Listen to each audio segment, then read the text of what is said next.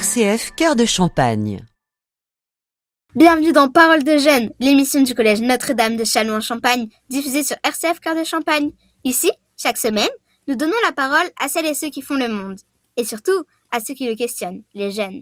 Nous ne prétendons pas tout savoir. Nous ne sommes ni des spécialistes, ni des analystes politiques ou des historiens. Mais nous avons quelque chose de précieux, de rare, que l'on perd parfois en grandissant, la curiosité. Cette curiosité qui nous pousse à comprendre ce qui nous entoure, à poser des questions qui nous ressemblent, à regarder l'actualité avec nos yeux de collégiens, des yeux qui s'étonnent, qui s'indignent, qui s'émeuvent, mais qui ne trichent jamais. Et aujourd'hui, c'est un invité exceptionnel que nous avons le privilège d'accueillir. Monsieur François Hollande, président de la République de 2012 à 2017. Pendant 5 années, il a guidé la France dans des moments de joie, de progrès, mais aussi au cœur d'épreuves immenses. Il a dû prendre des décisions urgentes, porter des responsabilités qui ne peuvent pas attendre et affronter des événements qui ont profondément marqué notre pays. Les attentats qui ont touché la France ont laissé une trace dans nos familles, dans nos rues, dans nos écoles. Ils font partie de notre histoire collective. Et derrière les discours officiels, il y avait un être humain, un homme, chargé de tenir debout pour 67 millions de personnes. Alors aujourd'hui, nous voulons comprendre ce que signifie gouverner quand tout vacille, comprendre comment on protège un pays, comment on garde confiance, comment on reste digne face à la peur, et quel sens personnel on donne à ces moments de tension et de gravité. Nous voulons entendre non seulement la parole de l'ancien président, mais aussi celle de l'homme, ce qu'il a ressenti, ce qu'il a appris, ce qu'il souhaite transmettre aux jeunes que nous sommes. Nous allons lui poser nos questions simplement, franchement, avec le respect qui s'impose, mais aussi avec la liberté d'esprit qui fait la force de la jeunesse. Alors installez-vous avec nous, ouvrez grand vos oreilles et laissez-vous emporter par cette rencontre unique. Bienvenue dans RCF Cœur de Champagne, bienvenue dans Paroles de Jeunes. Eh bien, bonjour Monsieur le Président et merci de nous avoir consacré de votre temps pour cette interview. Comment vous êtes-vous senti juste avant votre premier jour à l'Élysée ? Toujours impressionné parce que, même si je m'y étais préparé, puisque entre le moment où j'ai été élu le 6 mai et le moment où je suis rentré en fonction, il s'est écoulé presque 10 jours. Donc j'avais le temps de préparer ce que j'allais déclarer aux Français ce moment-là.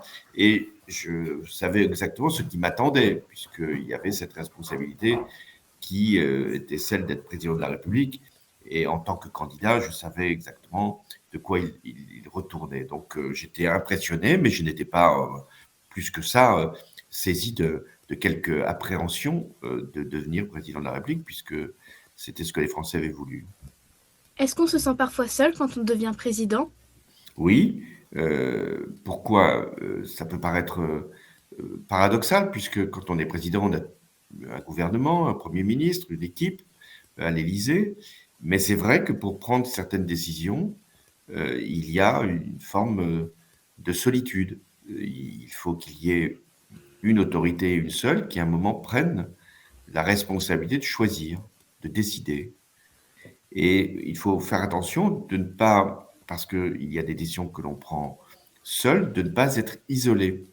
Il faut qu'il y ait une autorité, mais elle doit chercher chaque fois les avis, les propositions qui peuvent l'éclairer, pour ne pas être enfermé dans ce palais de l'Élysée, qui est souvent regardé par tous ceux qui l'ont occupé comme un lieu où il est très difficile de sortir pour comprendre ce qu'est l'état du pays. Selon vous, qu'est-ce qui change le plus en soi après 5 ans à la tête d'un pays ? Ce qui change quand on a exercé de cette fonction-là, c'est l'expérience que chaque président a pu acquérir grâce à des rencontres, des voyages, à des situations, à des épreuves, et donc à la réalité qui quelquefois est douloureuse. Donc tout ancien président peut à la fois réfléchir à ce qu'il a fait pendant la période où il a exercé le pouvoir, mais il est doté d'une expérience que nul autre peut avoir.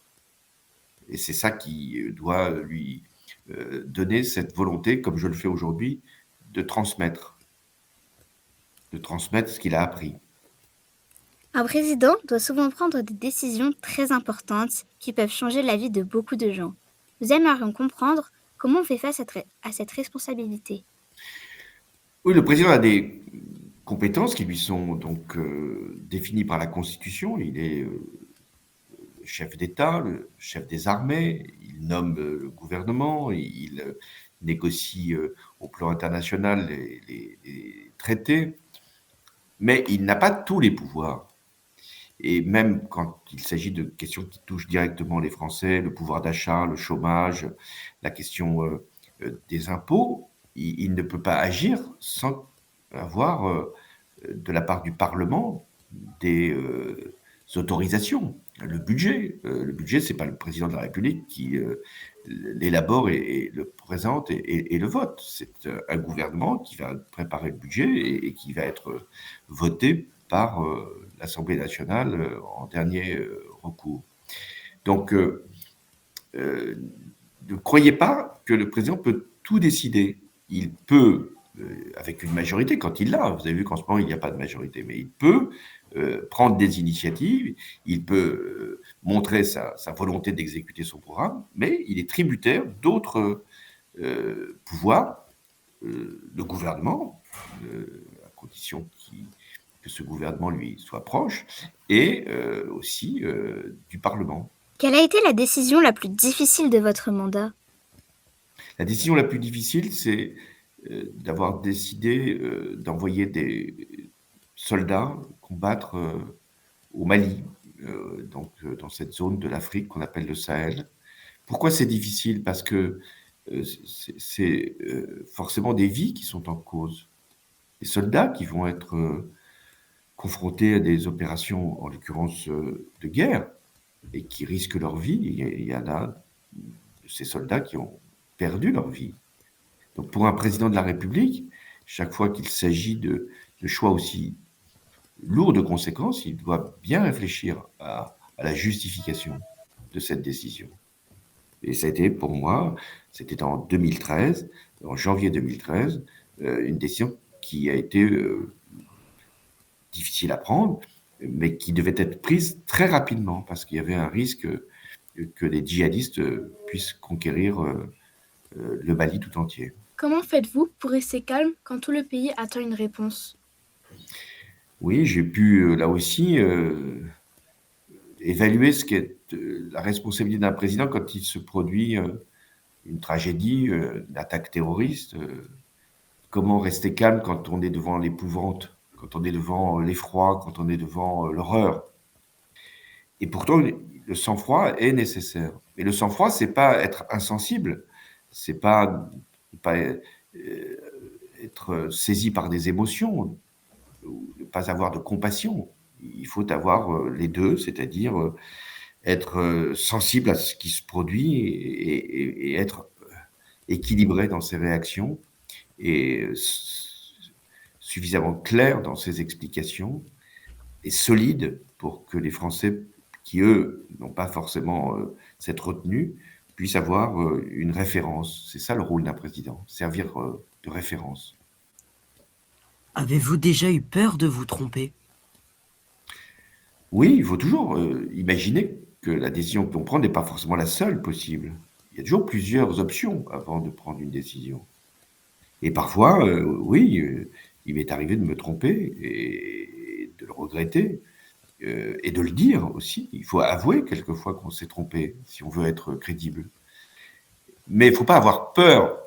La peur, c'est pas ce qui doit nous convaincre, c'est la raison qui doit nous convaincre. Oui, finalement, j'aurais pu prendre une autre décision. Elle aurait pu avoir d'autres conséquences et elle peut encore être changée, ma décision. Comment annonce-t-on une mauvaise nouvelle à tout un pays? Oui, et d'abord, comment on adresse une mauvaise nouvelle à une famille qui va connaître le pire, une catastrophe, un attentat, la mort d'un soldat. C'est déjà une responsabilité. Comment trouver les mots, comment faire preuve de compréhension de la douleur, tout en étant dans sa fonction de chef d'État. Et puis comment on annonce à un pays tout entier que ça va être difficile. Oui, soit parce qu'on est dans une situation économique qui justifie de prendre des décisions qui vont prendre du pouvoir d'achat ou qui vont avoir des conséquences sur la vie économique, ou quand il s'agit de prendre des décisions, comme dans la crise sanitaire, j'imagine pour Emmanuel Macron, quand il s'agit de confiner tout un pays. Il faut l'exprimer, et la meilleure des façons, c'est ce que j'avais fait pendant la période des attentats, c'est de parler directement aux Français, faire une allocution en quelques mots, quelques minutes en tout cas, pour leur faire comprendre la gravité de la situation et la nécessité d'agir. Parfois, le président, confronté à des événements tragiques et imprévisibles, nous voudrions savoir comment vous avez vécu ces moments difficiles et comment vous avez trouvé la force d'agir. Quand les attentats ont eu lieu en France, qu'avez-vous ressenti dans les premières minutes? La gravité de ce qui se produisait, parce que je comprenais, peut-être avant d'autres, compte tenu des informations dont je disposais, que nous étions devant des attaques d'une très grande intensité qui pouvaient se répéter en plus dans la nuit, notamment, je pense, au 13 novembre 2015. Donc, de savoir que nous étions nous-mêmes visés, et ça m'obligeait à prendre à chaque fois des décisions qui devaient être à la fois rapides. Il s'agissait d'empêcher que les attentats puissent se renouveler ou de neutraliser ceux qui les commettaient, et qu'ils soient réfléchis. C'est toute la difficulté. Faut agir vite, et il ne faut pas agir sans avoir analysé toutes les conséquences de nos choix. Et puis enfin, il faut toujours, même quand il s'agit de prendre des mesures de sécurité, de fermeté, ne pas altérer la liberté de ceux qui ne sont pas du tout responsables d'une situation. Donc ça, une démocratie, elle doit agir en fonction du droit. C'est-à-dire que ce n'est pas le président qui décide de tout et qui peut tordre les règles de droit. Heureusement qu'il y a des limites à l'action même d'un président, y compris dans ses épreuves. Qu'est-ce qui a été le plus difficile? Protéger le pays, parler aux Français ou garder confiance? Ouais, les trois sont justes. Protéger les Français, c'était ce qui était attendu. Et il fallait donc s'exprimer, parler, trouver les bons mots pour leur dire qu'ils allaient être protégés, alors même qu'ils avaient conscience qu'ils étaient attaqués. Et puis enfin, il faut essayer de faire comprendre que c'est l'unité du pays qui va être notre force. C'est parce que nous allons être rassemblés que nous allons pouvoir agir plus efficacement et ne pas céder à ceux qui veulent nous diviser. Après Charlie Hebdo, pourquoi Pardon ? avez-vous voulu être sur place si vite? Oui, c'était vrai d'ailleurs aussi bien pour Charlie Hebdo que pour les attentats du Bataclan et des terrasses. Les services de sécurité déconseillaient plutôt d'aller sur place parce que vous ne savez pas s'il n'y avait pas encore des terroristes qui guettaient. Mais comment aurais-je fait comprendre aux Français ce qui se passait si je n'avais pas été moi-même au plus près du lieu même de l'attentat? C'est pour ça qu'à un moment, il faut laisser les services de sécurité faire autant que possible la protection, mais il faut aller sur place pour bien montrer que non seulement nous sommes solidaires, mais que le président est là où ça s'est passé et parle du lieu où ça s'est passé, ce que j'ai fait dans les deux cas. Je me suis exprimé et devant l'immeuble où Charlie, enfin sa rédaction avait été décimée, et devant le Bataclan, là où il y a eu cette horreur. D'ailleurs, on nous parlait de Charlie Hebdo. Ici, nous sommes à Châlons. Nous enregistrons à Châlons, là où est né et où est enterré Cabu. Oui, j'ai bien connu Cabu comme dessinateur, comme journaliste, qui me caricaturait avec délice. Et j'avais eu plusieurs fois des conversations avec lui. Et quand il a été assassiné, c'était pas pour les Français n'importe quel journaliste, même si tous les journalistes méritaient notre compassion. C'était un journaliste qui leur était familier. C'était un dessinateur que les Français aimaient beaucoup. Et c'est pour ça qu'il est important qu'à Châlons, on perpétue sa mémoire Et je sais qu'il y a un musée qui va, en tout cas un lieu où il va être consacré à Cabu. Et, et encore aujourd'hui, on voit des dessins de Cabu qui sont utilisés parce que l'actualité nous renvoie aussi à ce qu'il avait pu dessiner il y a quelques années, il y a plus de 10 ans maintenant. Comment avez-vous soutenu les Français dans la peur et la douleur? Les Français, ils ne devaient pas nier leur peur. La peur, elle est légitime. La peur, elle n'est pas un mauvais sentiment. Comme on dit, elle n'efface pas le danger, mais on ne peut pas nier la peur. Il faut essayer de la transformer en, en argument solide, en disant finalement si nous craignons le terrorisme islamiste, il faut être capable de nous mettre tous ensemble pour parvenir à l'éradiquer. Il faut que nous soyons conscients que nous avons un travail à mener dans les écoles, partout où les lois de la République, la laïcité doivent être connues pour que ça soit un facteur de rassemblement et d'unité. Il faut que nous puissions montrer que nous soutenons les forces de l'ordre lorsqu'elles agissent pour notre sécurité. Donc c'est comme ça que nous pouvons rassurer. C'est en des temps le plus unis possible. Hein, quand on est la pire des peurs, c'est quand on l'exprime de façon solitaire. On a d'autant plus peur qu'on est tout seul. Dès qu'on est avec d'autres, on a moins peur et on peut être plus efficace. Nous savons que vous avez ressenti une grande fierté pour les forces de l'ordre, les pompiers, les soignants, les militaires et tous ceux qui se sont mobilisés durant ces moments difficiles. Pouvez-vous nous raconter ce qui vous a le plus touché chez eux? Oui, toutes ces forces-là qui se sont mises en mouvement face à des tragédies, j'ai un grand respect pour elles. Alors par exemple, des pompiers, oui, ils ont joué un rôle très important au moment des attentats. Ils ont été capables, avec les services de santé, de faire un travail considérable pour évacuer les blessés. Mais les policiers ont fait preuve d'un grand courage et je vais prendre quelques exemples. Quand il s'est agi de décider, et je l'ai fait, de libérer les otages qui étaient dans l'hypercachère, retenus par un terroriste. Je savais que, en donnant cet ordre, là aussi, les premiers policiers qui allaient intervenir seraient sûrement touchés, blessés. Ils l'ont été pareil pour le Bataclan quand ils ont libéré les otages. Et quand je suis allé les voir, ensuite, ces blessés, là où ils étaient soignés, à l'hôpital, avec le Premier ministre, Manuel Valls, le ministre de l'Intérieur, Bernard Cazeneuve, je leur ai transmis, de la part du peuple français, notre admiration. Parce que c'était très important que de savoir que des hommes, des femmes aussi, hein, étaient prêts à sacrifier leur vie pour nous protéger. Et vous vous souvenez, enfin non, vous étiez très jeune, mais le 11 janvier donc 2015, il y a eu une manifestation très importante à Paris et dans toutes les villes de France. Et les policiers, les pompiers, les gendarmes ont été embrassés, acclamés, félicités. Non pas parce que d'un seul coup on aimerait les forces de l'ordre, mais parce qu'on savait qu'elles avaient tenu toute leur place et joué tout leur rôle. Un président rencontre beaucoup de monde, des dirigeants, des citoyens, des jeunes. Certains moments restent dans la mémoire pour toujours.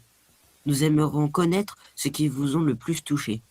Oui, des rencontres comme on peut en avoir de manière anonyme, hein, de familles qui ont été éprouvées par une tragédie et qui me disent des mots de grande dignité. Je me souviens d'une catastrophe aérienne aussi, où des gens qui attendaient d'avoir des nouvelles de leurs proches, qui n'en avaient plus, et qui vivaient donc un drame très douloureux, et qui, malgré tout, exprimaient une fois encore leur dignité et leur confiance.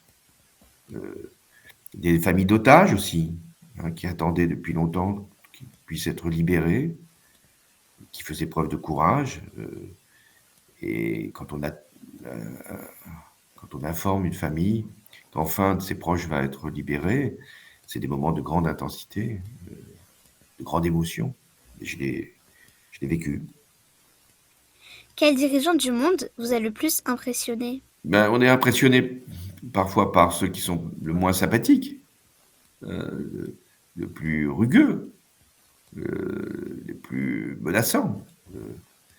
Donc de ce point de vue-là, Vladimir Poutine figurait en bonne place. Et puis on est aussi impressionné par des femmes qui montrent un grand sens de la responsabilité. Et moi j'ai eu de bons rapports avec Angela Merkel. C'est pas facile, hein, même pour elle, ça n'a jamais été facile d'être une chancelière d'Allemagne. Et elle était respectée, et elle montrait beaucoup de compétences. Et donc j'avais des relations qui n'étaient pas toujours faciles, mais j'étais impressionné par ses qualités intellectuelles et même humaines. Ça pouvait, elle aussi, faire preuve d'amitié et de solidarité. Et je me souviens d'elle quand elle est venue justement au moment des attentats à Paris. Et elle avait été une des premières à vouloir témoigner de son soutien à la France. Quel message d'un Français vous a le plus touché? C'est les messages de gratitude qui sont les plus émouvants quand on peut permettre à des gens de partir à la retraite plus tôt que prévu. On avait fait ce qu'on appelait les carrières longues, des gens qui sont partis à 60 ans au lieu de 62 ans et qui vous le disent après. Oui, c'est des phrases qui touchent parce qu'on se dit que la politique, c'est utile, que la politique, ça sert à changer la vie de beaucoup de nos concitoyens, que la politique, c'est pas des mots, que ça a des traductions. Y a-t-il un jeune ou une rencontre qui vous a particulièrement marqué? Oui, je me souviens d'un jeune qui avait perdu son père, policier, qui était assassiné, et qui faisait preuve de grand courage et que j'ai emmené plusieurs fois voir des matchs de football après, hein, pour qu'il puisse continuer d'avoir envie de vivre, hein, c'est ça qui compte, avoir de l'espoir. Je pense que vous avez dû lui redonner beaucoup d'espoir dans ce moment-là. Mm. J'espère moi-même. Hein. Et il nous donnait de la confiance aussi, hein, de croire qu'il y a un avenir toujours possible, même quand on est touché par une tragédie. Quel geste de solidarité vous a le plus ému durant votre mandat? Et un jour, justement, après les attentats contre Charlie, Angela Merkel était venue à Paris et elle avait mis sa tête sur mon épaule, sans que je y attende. Des gestes comme ça qui font du bien. La vie à l'Élysée peut sembler très formelle, mais chaque président a ses habitudes et ses moments personnels. Nous aimerions savoir comment vous viviez votre quotidien. Alors, on n'est pas chez soi d'abord, hein, on est à l'Élysée, c'est pas notre habitude de vivre à l'Élysée. Donc j'ai mis du temps avant de me résigner à y résider. Et puis une fois que j'y suis installé, un an après mon élection, bah, il y avait effectivement des moments où, grâce au personnel qui se dévoue, vous aviez l'impression d'être un peu chez vous, mais sans que ce soit une réalité. On n'est pas chez soi dans un lieu officiel. On est là que pour quelques années. C'est un lieu qui appartient à tous les Français. Il ne faut pas donner le sentiment qu'on est propriétaire de quoi que ce soit, même pas locataire. On est là parce que les Français vous y ont mis et on doit penser à la vie d'après. À quoi ressemblait une journée normale à l'Élysée? Il n'y a pas de journée normale à l'Élysée puisque il peut y avoir des événements qui surgissent, des rendez-vous qui ne sont pas prévus, mais autrement, bah, c'est première réunion à 8h et ensuite des rendez-vous qui se succèdent, une visite d'une entreprise ou d'une administration ou d'un département français.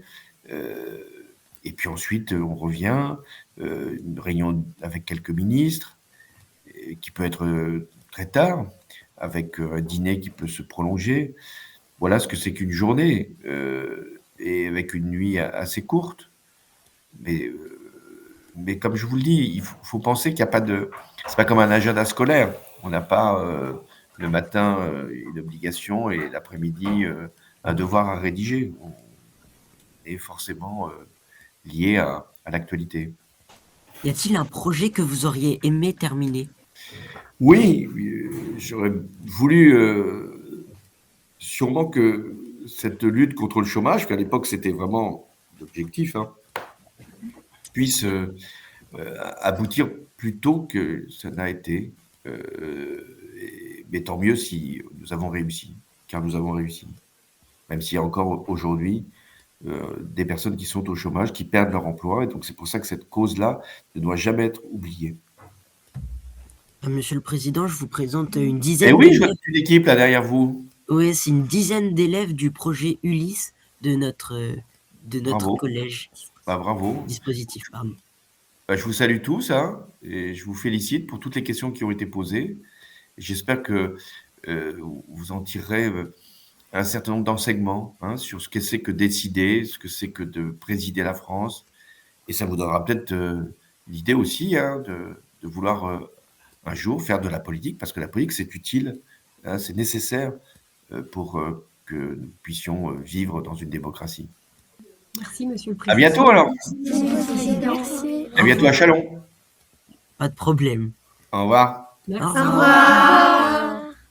Merci beaucoup, Monsieur le Président, d'avoir accepté de répondre à nos questions avec autant de sincérité et de bienveillance. Grâce à votre parole, nous avons découvert l'envers du décor d'un mandat présidentiel. Les responsabilités immenses, les décisions difficiles, mais aussi les moments d'espoir, de solidarité et d'humanité qui marquent à jamais une vie. Vos réponses nous ont aidés à mieux comprendre ce que signifie vraiment servir son pays. Avoir du courage quand tout vacille, rester debout pour protéger les autres et continuer à croire en la force du collectif, même dans les heures les plus sombres. Pour nous, jeunes collégiens, c'est une leçon inspirante. Nous souhaitons également remercier toutes les personnes qui nous écoutent aujourd'hui sur RCF Cœur de Champagne. Merci de partager ce moment avec nous, de soutenir notre travail et de rester curieux du monde qui nous entoure. Nous espérons que cette émission vous aura permis, vous aussi, de réfléchir à ce qui fait la force d'un pays, le courage, l'unité, la solidarité et le respect. C'était Paroles de jeunes, une émission entièrement imaginée, préparée et animée par les élèves du collège Notre-Dame de Châlons-en-Champagne. Nous sommes fiers de donner la parole à la jeunesse, de poser des questions qui nous ressemblent et d'apprendre des personnes qui ont vécu l'histoire au plus près. Nous vous donnons rendez-vous très bientôt pour une nouvelle émission, toujours pleine de curiosité, de rencontres, d'histoires inspirantes et d'une belle énergie jeune. Merci à tous et à très bientôt sur RCF Cœur de Champagne. Et n'oubliez pas, la joie se partage.